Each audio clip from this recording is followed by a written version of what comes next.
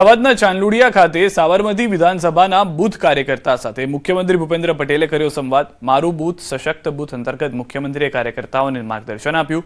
મુખ્યમંત્રીએ કહ્યું, બૂથ મજબૂત હોય તો ચૂંટણીમાં ચિંતા નહીં। ભાજપ કાર્યકર્તાઓ અને સીએમની ટકોર। દેશમાં 2-4 રાજ્ય બાકી છે, એમાં પણ સત્તા આવશે તો પણ કાર્યક્રમ ચાલુ જ રહેશે। મને પણ ગૌરવ છે કે હું પાર્ટીનો કાર્યકર્તા છું।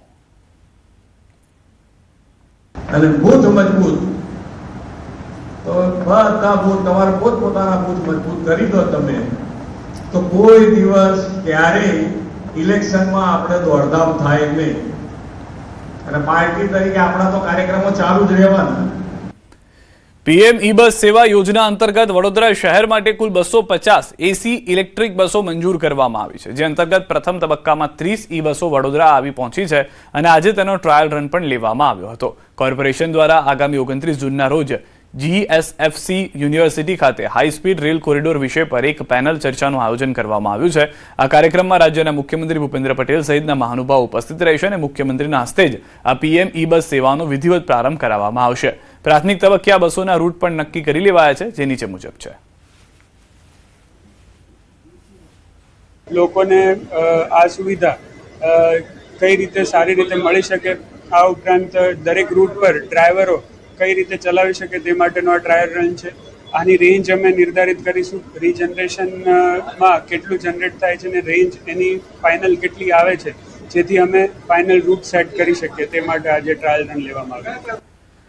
માનસરોવર તળાવમાં પ્રથમ વરસાદે જ ગંદુ પાણી અને કચરો ઠલવાતા બ્યુટિફિકેશનના સવાલો જોવા મળી રહ્યા છે। કરોડો રૂપિયાના ખર્ચ બાદ પણ તળાવમાં ગંદકી પ્રવેશતા શહેરીજનોમાં રોષ છે। પાલિકા દ્વારા 7 કરોડથી વધુનો ખર્ચે વિકસાવાયેલા પ્રોજેક્ટમાં પ્રથમ જ વરસાદ બાદ વરસાદી પાણીની જગ્યાએ નાળાનું ગંદુ પાણી અને પ્લાસ્ટિક કચરો ઠલવાતા સ્થિતિ બગડી ગઈ છે। આસપાસના વિસ્તારના નાળા અને ડ્રેનેજમાંથી આવતું દૂષિત પાણી તળાવમાં પ્રવેશતા સુંદર બનાવાયેલા તળાવ રાતોરાત ગંદકીના કેન્દ્રમાં ફેરવાઈ ગયા છે, જેના કારણે શહેરીજનોમાં ભારે નિરાશા જોવા મળી રહી છે। સ્થાનિક રાજકીય પ્રતિનિધિઓએ પાલિકા અને સંબંધિત એજન્સીની બેદરકારીને જવાબદાર ઠેરવી તાત્કાલિક કાર્યવાહી અને સફાઈની માંગ કરી છે। માનસરોવર જે તળાવ છે ત્યાં બ્યુટિફિકેશનના નામે સરકારે કરોડો રૂપિયા ખર્ચ્યા, મોટા ઉપાડે ખર્ચો કર્યો। રાજ્યના મંત્રી દર્શનાબેન વાઘેલા અહીંયા આવેલા, લોકોને બધું પાલનમાં જબરજસ્ત થઈ જશે, વરિષ્ઠ નાગરિકો આવશે ને બાળકો રમશે ને સરસ મજાની। માનસરોવર તો બહુ જૂનું તળાવ છે, અમે નાના હતા ત્યારે પણ અહીંયા આવતા। 3-4 મહિના થઈ ગયા, અત્યારે ગટરના પાણીથી ભરવામાં આવી રહ્યું છે। એટલે ક્યાંક એવું લાગી રહ્યું છે કે કરોડોના ખર્ચો કર્યા પછી પણ ત્યાં પિકનિક પોઈન્ટ તો ઠીક છે, પણ ડમ્પિંગ સાઇટ જેવું માનસરોવર લાગી રહ્યું છે, કારણ કે નગરપાલિકા ત્યાં ગટરના પાણી ઠાલવી રહ્યું છે। તમે એક બાજુ લોકોને આવે એ માટે ડેવલપમેન્ટ કરો છો કે પિકનિક પ્લેસ બનાવો છો, અને બીજી બાજુ જો ગટરના પાણી નાખશો ત્યાં તો ગંદકી થશે। તો બીજી તરફ પાલિકા ચીફ ઓફિસરના જણાવ્યા મુજબ સમસ્યા દૂર કરવા માટે સુપર સકર મશીનથી સફાઈ કરવામાં આવી રહી છે। લાઇનોની ચકાસણી અને જરૂર પડે ત્યાં ડ્રેનેજ લાઇનમાં સુધારણા કરવામાં આવશે। ગેરકાયદે જોડાણો ઓળખી તેમની સામે કાર્યવાહી કરવાની પણ ખાતરી આપવામાં આવી છે। નગરપાલિકા દ્વારા કામગીરી શરૂ કરવામાં આવેલી છે।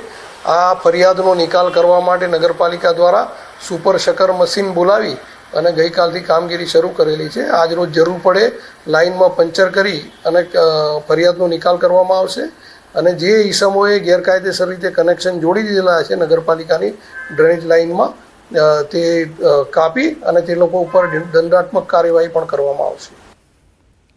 અલ્નીનોની સંભવિત અસર હવે દેશમાં ખાંડ ઉદ્યોગ માટે ચિંતાનું કારણ બની રહી છે। ઓછા વરસાદની આશંકાને કારણે શેરડીના પાક પર સીધી અસર થવાની શક્યતા છે।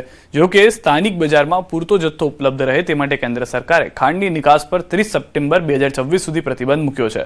નિષ્ણાંતોનું કહેવું છે કે જો વરસાદ અપેક્ષા કરતાં ઓછો રહેશે તો ભારતને ઓછામાં ઓછા 3 વર્ષ સુધી ખાંડના નિકાસ બજારથી દૂર રહેવું પડે।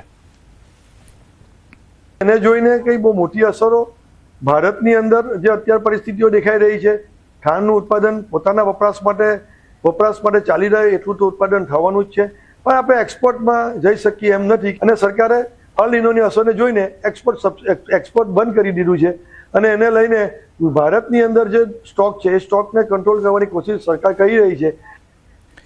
અલ નીનોના કારણે શેરડીના ઉત્પાદનમાં ઘટાડાની આશંકા માત્ર ખાંડ ઉદ્યોગ પૂરતી મર્યાદિત નથી, પરંતુ તેની અસર ઇથેનોલ ક્ષેત્ર પર પણ પડી શકે છે. શેરડીની ઓછી ઉપલબ્ધતાને કારણે ઇથેનોલ ઉત્પાદન માટેનો કાચો માલ મર્યાદિત બનવાની શક્યતા છે, જેના કારણે ઉત્પાદન ખર્ચમાં વધારો થઈ શકે છે, જેનાથી ભાવમાં તેજી આવવાની સંભાવના છે.